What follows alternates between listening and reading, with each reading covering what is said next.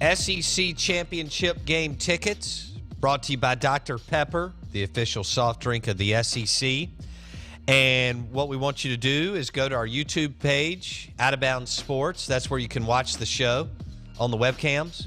Go to YouTube, youtube.com, type in Out of Bounds Sports, and then share the YouTube feed on your Facebook page. 2 SEC Championship game tickets. All right, the SEC Insider Hit is brought to you by Blue Cross Blue Shield of Mississippi. It's good to be blue. The official healthcare provider, the Out of Bounds Show. We welcome in David Morris, QB Country, QBCountry.com. David, good morning. Welcome in. Hey, Bo, how are you, man? Hey, I'm doing well. Happy Thanksgiving. Good. Happy Thanksgiving. Happy Thanksgiving. Wanted to talk a little Shea Patterson and Dak Prescott, but wanted to start with Shea.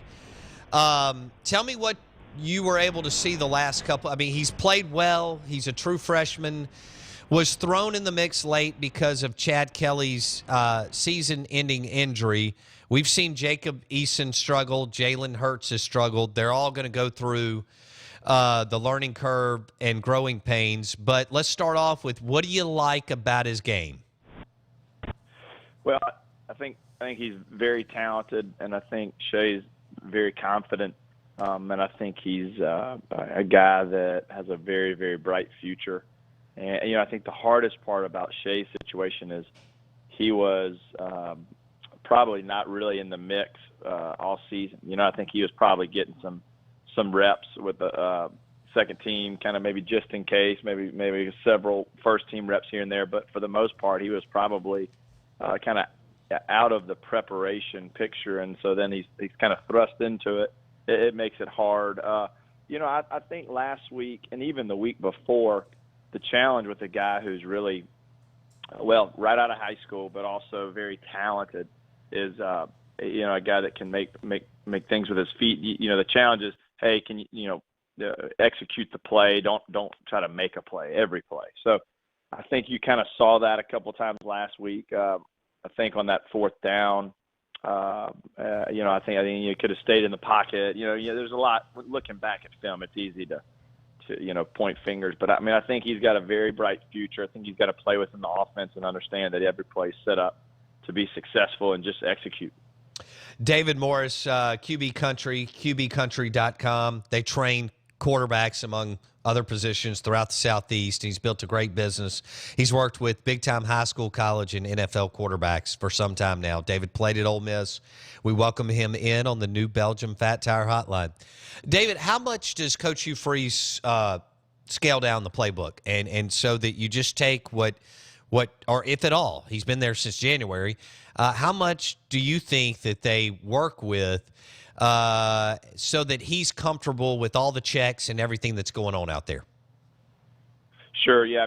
The worst thing you could do to a quarterback is put so much on him that he's overwhelmed. I think that the communication lines are always going to be good between him and Hugh and him and Dan Werner and those guys. So I would imagine that this late in the year, that it's and especially him being there, like you mentioned, since January, I would imagine that he's probably 85-90% knowledge of the playbook. Now that doesn't mean you feel great about everything. I think ultimately you got to play to the strengths of your personnel, and obviously we got some guys that can catch it, and we got some guys that can throw it. So yeah. I think for the most part that he knows the offense. Is that something that you find that is one of the most difficult things to coach, David, is that when you get so many of these guys like Shea are good athletes and they're elusive and they can run, and in high school they could dominate you with their arm or their legs, is one of the toughest things to coach is to stay in the pocket as they keep going up a level through high school and into college and in the NFL? So. I think so. The thing about the quarterback position, specifically now all this dual threat stuff that's going on, these guys coming out of high school are they are the offense, and they make it's so easy for them to make a play that, they're used to just, hey, I'm going to run around in circles. You just can't do that in the SEC. And you can do it here and there. But you can't make a living doing it. And more importantly, you can't win doing it often. That's one of the things you kind of look back at, let's say what Nick Saban's built. The reason people call those guys program quarterbacks, or kind of, guys that just get it done, is because they're so consistent. They don't make a ton of mistakes. And so that's one of the hardest things to teach a young quarterback, or a quarterback in general, is to just, hey, sometimes they'll play it in there, and you kind of count your losses and play for the next possession, And right. That is hard, especially coming from a very talented guy like Shea, who, my goodness, his first game, that second half, it was about as good as you couldn't write it up any better. No. So that's the challenge. That's the challenge is, can you stay in the pocket? Can you check down? Can you get rid of the ball when there's not a play? And and can you play winning football? Yeah, David Morris on the Out of Bounds show, QBCountry.com, played at Ole Miss. How long have you had QB Country, David? Yeah, so this is we're going on the 7th year. Starting at the new year will be our 7th year full time. My 7th year full time, but I've been doing it since I got out of Ole Miss. Just kind of was on the side for about 6 or 7 years, and then kind of dropped real estate and went full time. I guess about 7 years ago. So 14 years plus doing it. You can follow David on Twitter at QB Country, and then you can also go to QBCountry.com. QB coach David Morris on the Out of Bounds show, ESPN 105.9 The Zone, and he joins us on the New Belgium Fat Tire Hotline. David, you mentioned checking down, and Shea and Dak have been in somewhat similar situations in that they're playing day one. A little bit different, but people were getting on Dak for being check down Charlie his first 5 to 6 games. It sure looked like it was working, and now he's going, he's as you get your feet under you and more comfortable, he's been going downfield. As far as Shea or Dak, there's nothing wrong with checking down, is there? Oh man, that's where it's at. That's the play set up. A lot of people would kind of say conceptually, they'll say touchdown, first down, check down. So sometimes these plays are set up. Hey, look, there's a shot there. If they give us a look, if not, let's just kind of take let's try to get that first down throw, and if that's not there, let's check down. So I think what it means is they're well coached and they're receptive. And they understand that's how you win football games. You can't just always press. So, talking about Dak Prescott, what he's done is, is phenomenal. But I tell you what, he's been doing it for years, and you got to give Dan Mullen credit for coaching his quarterbacks up. There's no doubt. David Morris on the Out of Bounds show, ESPN 105.9 The Zone. Now that coaches and everything that you're doing and guys like you, and then all the creativity and the innovation on the offensive side of the football, what's the toughest throw to make right now in football, David, for a quarterback to make? Yes, that's interesting. I would say, well, there's two ways to think about it. I would say there's the toughest, I call them man throws, just kind of from hash to sideline, or opposite hash to sideline. So, I would say that deep comeback is a tough throw. Last time it's a 16 yards and back down. That's a tough throw. But I would say there's another category, and it's the touch throw. These guys it's so ingrained these days to have big arm, right. arm strength. It's the sexy thing at quarterback now, so what's not being taught as much is the touch throw, and maybe the anticipatory throw. And so, I think that touch throw, one of the things that Dak did so well, and that I thought he had better touch than anybody in the country last year, was he can throw it as hard as he wanted to throw it, and he could also throw it as soft as he wanted to throw it, just depending what he needed. It's almost like you got your golf bag, and you got 10 or 11 clubs, and you got to kind of choose. But I think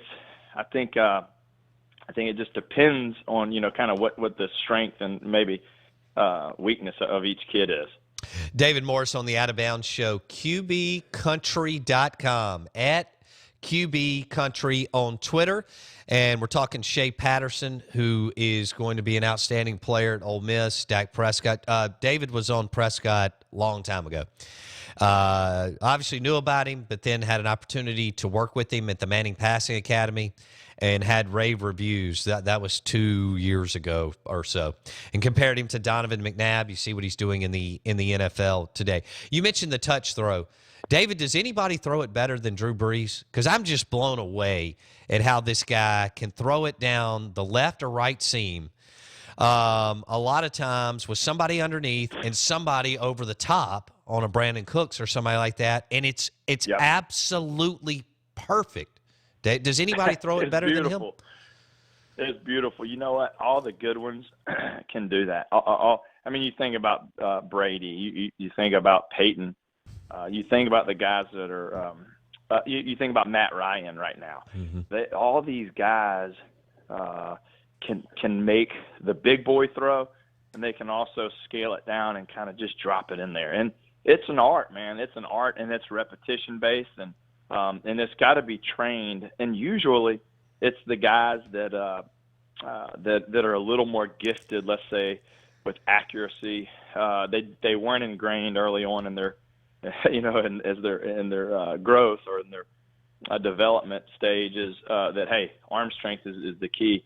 So what they did at a young age, in my opinion, this is just my opinion, is they just threw it. They didn't try to throw it so damn hard. You know what I'm saying? And so I think that when you just throw it, you kind of it's a catchable ball. I'd say Drew Brees, Tom Brady, those guys have catchable balls, and Matt Ryan falls in that same category. But all the really good ones understand that touch ball is probably going to be used more often than not, because like you mentioned, even on a dig in the NFL, I mean, the drill that all these NFL coaches do at pro days now is they'll run that 18 to 22 yard dig, deep crosser, and they'll put a backer underneath, and it's like, can you drop it over him in stride, in that first window? And it's tough. Ugh. I can't imagine, but it's so pretty when they do it. I mean, it is so pretty when it's like watching one of the MLB pitchers paint the corners. It's pretty when Breeze and Ryan and Brady and those guys drop it right in there with a lot of traffic and a lot going on. No doubt. Good grief. No doubt. Well, David, I wish you and your family a happy Thanksgiving. Congratulations on the continued success. David Morris, QB Country. You can find him on Twitter at QB Country and online QBCountry.com. David, thanks for your time today. Have a great week, and we'll talk to you soon. Hey, thanks, Bo. Happy Thanksgiving, pal. Talk soon. See thanks, bud. Congratulations. Success to him. He does a great job. Super cerebral. Hey, I'll tell this story. I got to see him work out a quarterback last year, and it was unbelievable. I'll tell you who it is because he's playing some big-time football straight